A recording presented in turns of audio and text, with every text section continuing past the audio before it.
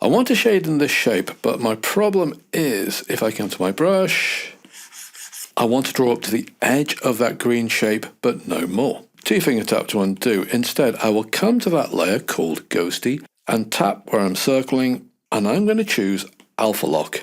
Did you notice when I did that you get a checkerboard of grey squares? That lets me know in the layers panel that this layer has Alpha Lock on, and that means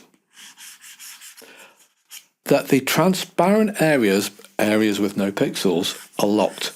I can't draw on those areas. I can only draw where there are already pixels on this layer. And if there were some pixels on there that were halfway transparent, I could only draw up to halfway transparent on those pixels as well. This is a very quick and easy way to control your brush strokes, which is so important in digital art. So if I tap again and turn off Alpha Lock, then I can draw anywhere on the screen. Okay, if you can hit like and subscribe, that will be great. Also check the links below for some top quality tuition and a complete art studio in a box.